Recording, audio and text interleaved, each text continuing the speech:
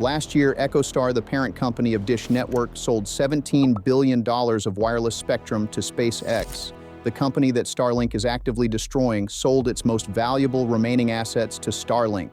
And as part of the deal, EchoStar agreed to start referring its own satellite internet customers to Starlink, but that's not even the worst part. Last month, Dish Wireless filed for bankruptcy. This is the full story of how SpaceX dismantled the satellite TV industry and then bought the pieces. To understand what killed satellite TV, you need to understand who used to buy it and why. Satellite TV's entire value proposition was rural America.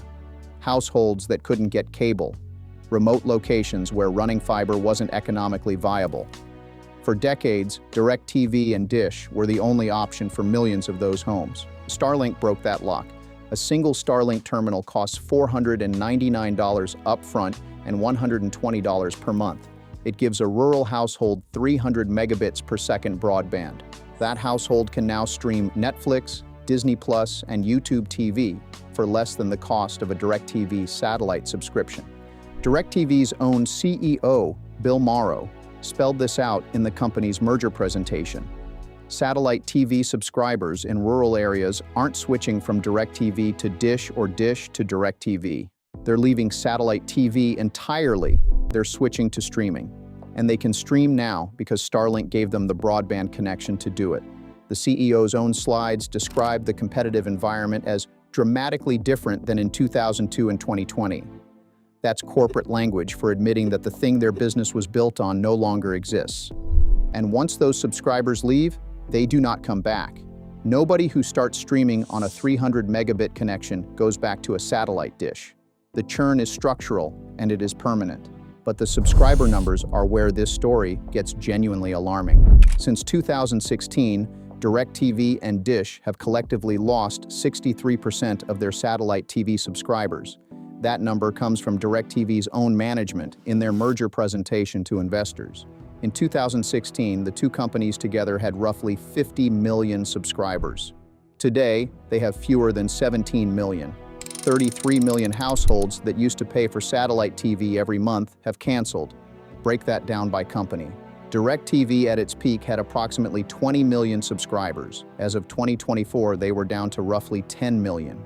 Dish Network peaked at approximately 14 million. By Q1 2026, Dish TV was down to 4.84 million, losing 180,000 in a single quarter.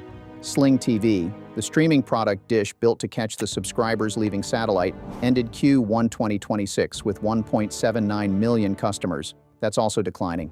Here's a number that puts the decline in perspective. YouTube TV now has approximately double the subscribers of Dish and Sling combined. EchoStar's entire pay TV operation is now half the size of a single streaming competitor that didn't exist until 2017. And it's not just TV. EchoStar's Hughes Network Systems, the largest rural satellite internet provider in the US, lost 58,000 broadband subscribers in Q1 2026 alone, ending with 681,000. Hughes is losing customers directly to Starlink in the same rural markets where Dish is losing TV subscribers to streaming. Every single product line, satellite TV, streaming, and broadband, is losing customers at the same time. S&P Global and Fitch both put DirecTV on negative credit watch. S&P warned that combining DirecTV and Dish would push the combined entity's debt-to-EBITDA ratio to 2.9 times by 2026 due to ongoing subscriber losses. Analysts noted that the merger would only give the combined company roughly 15 more months of financial runway. If you're following this series, subscribe so you don't miss the next one. It covers the industry where SpaceX's advantage is most impossible to replicate. Not 15 years, 15 months. And that was before the bankruptcy filing. DirecTV and Dish have tried to merge multiple times. Every attempt has failed. The FCC blocked a merger in 2002 on competition grounds. The two companies discussed combining again through the 2010s. In 2020, merger talks went nowhere. In September 2024, DirecTV formally agreed to acquire EchoStar's Dish TV and Sling TV businesses for a nominal price of $1 in exchange for assuming roughly $10 billion of Dish DBS debt. The deal collapsed in November 2024 when bondholders rejected a discounted debt exchange offer. They were being asked to take a $1.5 billion haircut on $8.9 billion of Dish notes. They said no. Then, on June 30th, 2026, last month, Dish Wireless filed for Chapter 11 bankruptcy protection. The immediate trigger was $2 billion of senior secured notes due July 1st. Dish did not have the cash to pay them.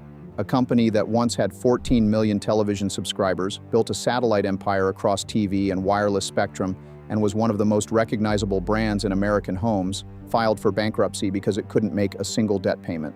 And the subscriber losses didn't pause for the restructuring. EchoStar lost 366,000 pay TV subscribers in Q1 2026 alone, before the filing even happened.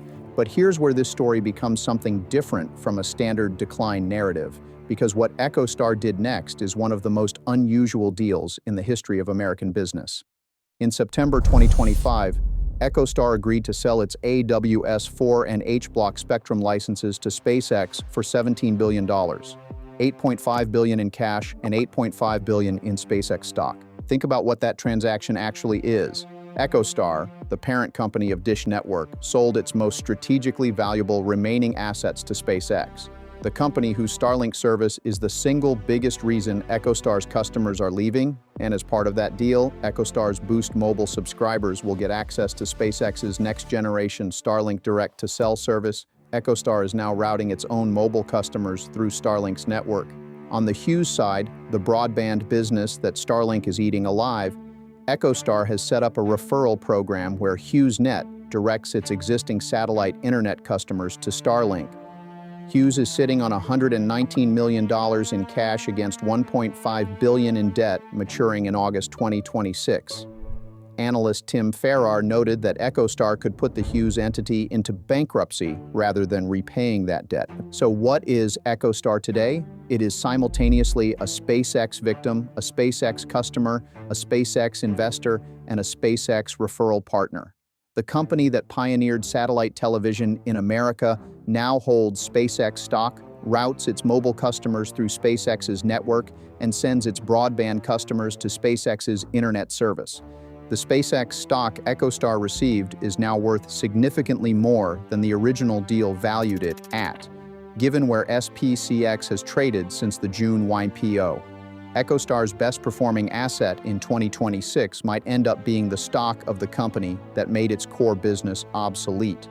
That's not a competitive setback. That's a complete reversal of who needs whom. Since 2016, satellite TV has lost 33 million subscribers. Dish filed for bankruptcy last month. Its parent company sold $17 billion of spectrum to SpaceX, set up a referral program to send its own broadband customers to Starlink, and is now routing its mobile users through SpaceX's cell network. EchoStar's best-performing asset this year might be SpaceX stock. The next video covers the industry where SpaceX's advantage is the most impossible to replicate. Click it now.